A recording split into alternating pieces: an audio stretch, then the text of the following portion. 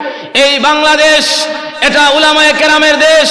এই দেশের মধ্যে শতকরা 95% মুসলমান। এই দেশের মুসলমানরা আজ পর্যন্ত কোনো হিন্দুদের মন্দিরে হামলা করে নাই, কথা বলেন ঠিক কিনা?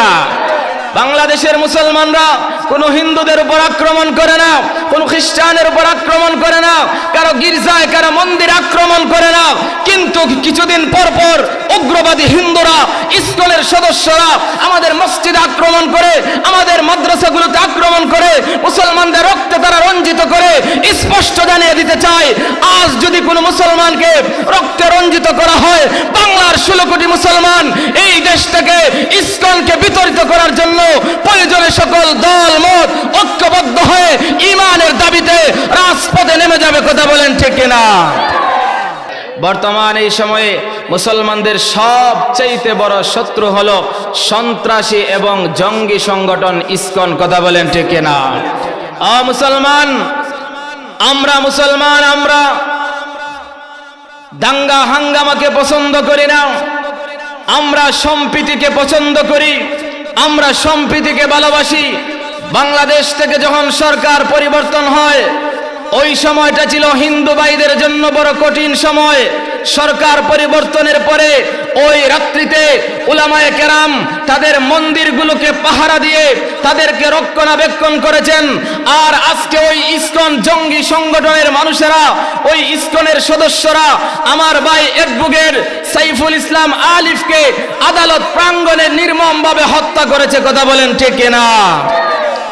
মুসলমান, আজকে যদি মুসলমানদেরকে এইভাবে হত্যা করা হয়, তোমরা মনে করো না যে তোমরা সুখে শান্তিতে বসবাস করবে, আর তোমরা এই বাংলার জমিনে মুসলমানদের রক্তে রঞ্জিত করে শান্তিতে থাকতে পারবে? মুসলমানরা যেইভাবে শান্তিকামী, মুসলমানরা যদি তাদের এই পরিস্থিতি বদলাইয়া ফেলে, মুসলমানরা যদি ময়দানে নেমে ফেলে, বেঈমান কাফেররা, নাস্তিক মুরতাদেরা, ওই জঙ্গি সংগঠন ইসকনের কোনো অস্তিত্বই বাংলাদেশে থাকবে না, কথা বলেন ঠিক কিনা? মুসলমান, আজকে আমরা তাদেরকে পরিষ্কার জানিয়ে দিতে চাই, এই বাংলাদেশ এটা উলামায়ে কেরামের দেশ। এই দেশের মধ্যে শতকরা 95% মুসলমান। এই দেশের মুসলমানরা আজ পর্যন্ত কোনো হিন্দুদের মন্দিরে হামলা করে নাই, কথা বলেন ঠিক কিনা?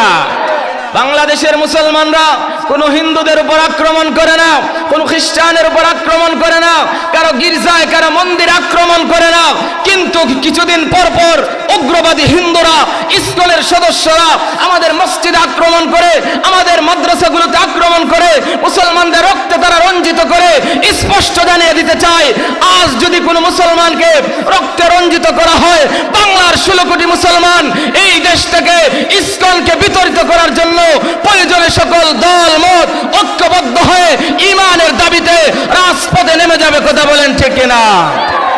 তোমরা মনে করেছো আমরা দলে দলে বিভক্ত, কেউ আলিয়া আর কেউ কওমি, কেউ আওয়ামী লীগ আর কেউ বিএনপি আর কেউ জাতীয় পার্টি, এগুলো দিয়ে তোমরা আমাদের মধ্যে বিভেদ মনে করেছো।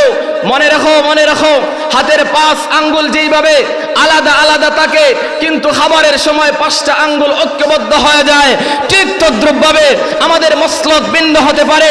কেউ ফুলতলির অনুসারী হতে পারি, কেউ শায়েখে কাতিয়ার অনুসারী হতে পারি, কেউ আওয়ামী লীগের উত্তরসূরি হতে পারি, কেউ বিএনপি করতে পারে, কেউ জাতীয় পার্টি করতে পারে, কিন্তু আমরা সবাই কালেমা পড়েছি, আমরা সবাই ঈমান এনেছি, আমরা কালেমাওয়ালা মুসলমান, এক সুতায় বাঁধা।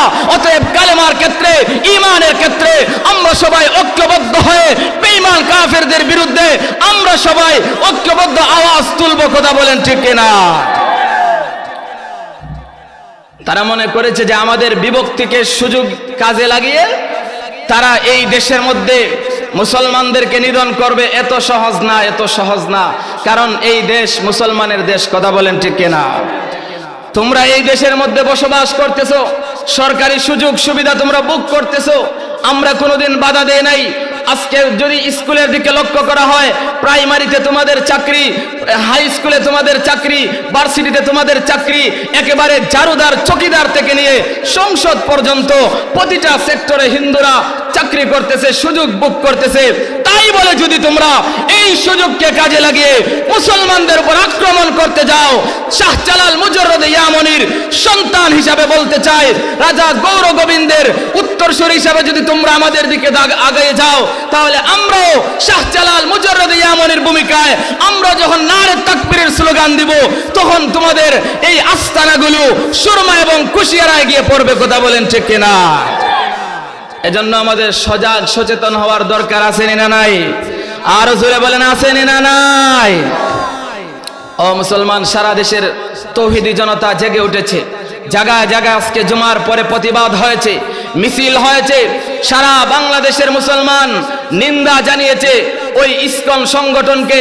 আমরা আমাদের সমাজে যারা আশপাশে হিন্দু বসবাস করে আপনাদেরকে বলতে চাই, আপনারা আপনাদের ধর্ম পালন করেন, আপনাদেরকে কেউ ডিস্টার্ব করবে না। কিন্তু আপনারা যদি ওই ইসকনের দালালি করতে যান, তাহলে আপনাদেরও খবর হয়ে যাবে। কথা বলেন ঠিক কিনা? আপনাদের ধর্ম পালন করেন, অসুবিধা নাই, কিন্তু জঙ্গি সংগঠন ইসকনের দালালি করতে আসবেন না। কারণ এই জঙ্গি সংগঠন ইসকন এটা মুসলমানদের শত্রু, এটা মানবতার শত্রু, এটা এই সভ্যতার শত্রু, এটা মুসলমানদের শত্রু, এটা আমাদের সারা বাংলাদেশের শত্রু। কথা বলেন ঠিক কিনা?